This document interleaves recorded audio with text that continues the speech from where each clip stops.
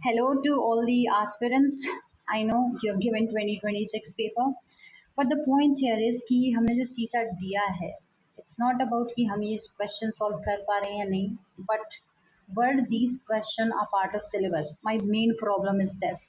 What about a student जिसको नहीं पता है what is a memorandum, what is a flyer, आपने दिया है क्वेश्चन में, आपने दिया है सिलेबस में that these are the things आपको पढ़नी है. You have given 10th level की maths. I have done 10th level तक का मैथ्स, इतना वीक नहीं है, but I am someone who depends upon RC reading comprehension to qualify this exam. आपने उसकी भी नंबर कम कर दी.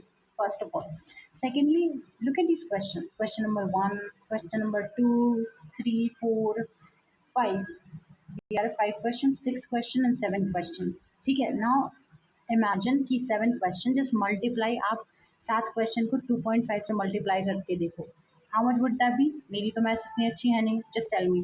Now the point here is that तो ये क्वेश्चन लगभग मिला के 17.5 मार्क के थे, विच वॉज वेरी गुड कि एक एस्पिरेंट आराम से क्वालिफाई कर सकता था एग्ज़ाम. बट आपने ये सिलेबस में ही नहीं थे और आपने ज़बरदस्ती डाल दिए. नाउ इस क्वेश्चन को देख के मुझे ऐसे लग रहा था मैंने एथिक्स का पेपर लिखने बैठी हूँ, एंड समबडी जिसने एथिक्स पहली बार शायद पढ़ने वाला था वो, क्योंकि बहुत सारे एस्पिरेंट्स होते हैं जिनका प्रीलिम्स हो जाता है उसके बाद they start to prepare for mains, क्योंकि there is no hard and fast rule कि आपको ना मेन से रेडी रहना है.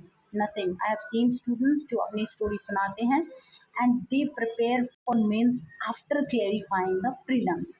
सेकेंडरी, ठीक है, ये देखो एनालिसिस बेस्ड क्वेश्चन, समथिंग जो आपको कम से कम 2 मिनट लग जाते हैं पढ़ने में, एंड देन ऑल्सो आप आंसर निकाल पाओ, देयर इज नो गारंटी. यहाँ पे देखो ये ऐसे लग रहा था एनवायरनमेंट का क्वेश्चन है, जीएस का. जीएस में लग रहा था सी सेट दे रहे हैं, सी सेट में लग रहा है जीएस दे रहे हैं. Look at the kind of question. 7 question ऐसे थे. बस आप मुझे ये बता दो किस सिलेबस से आपने लिया है, कब आपने मेंशन किया है. उस एक लाइन में जब आप सी सेट का सिलेबस मेंशन करते हो कहाँ पे ये चीज़ें मेंशन है, पहली बार. सेकेंडली, जो डिस्प्यूटेड क्वेश्चन है उन पे आते हैं.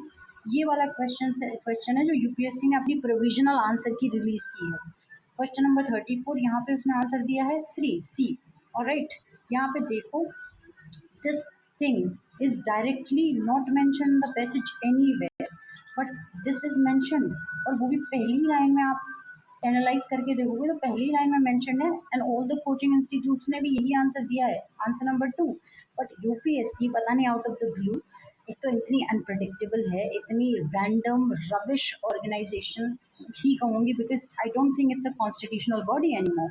सो they have given this answer as 3. And I don't know कहाँ से उन्होंने दिया है, but if you read this passage carefully आपको समझ में आएगा the 3 answer number C can not be there. Secondly, let me come to this part.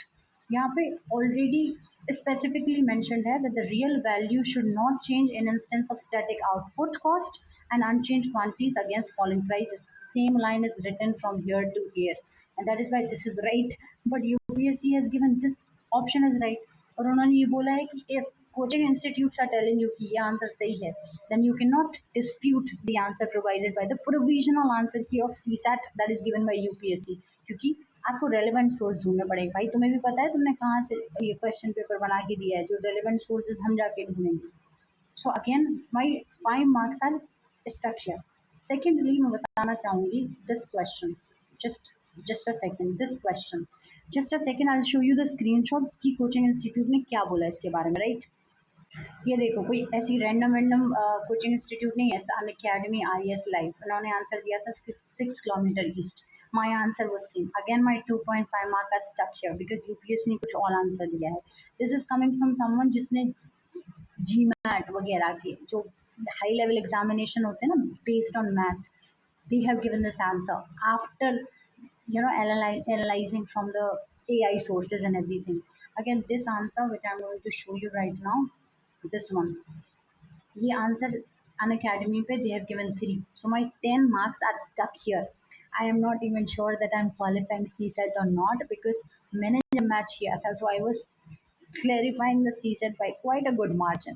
But अब मुझे पता नहीं है कि यूपीएससी में आप कुछ भी आंसर दे रहे हो या फिर कुछ सोच समझ के दे रहे हो. दूसरी बार जब आप क्लेम कर रहे हो कि आप हमें रेलिवेंट सोर्स दो जिससे आपको आंसर पता चले हैं। तो रेलिवेंट सोर्सेज आपको खुद के भी पता है कि आपने कहाँ से आंसर बना के दिया था। So my question is this, and please I think we can dispute this, पर क्या ही कर सकते हैं, डिस्प्यूट के बाद भी क्या ही हो सकता है, because UPSC is UPSC. These were my concerns and these were my queries. अगर आपके साथ ये प्रॉब्लम हो तो please let me know. Thank you so much.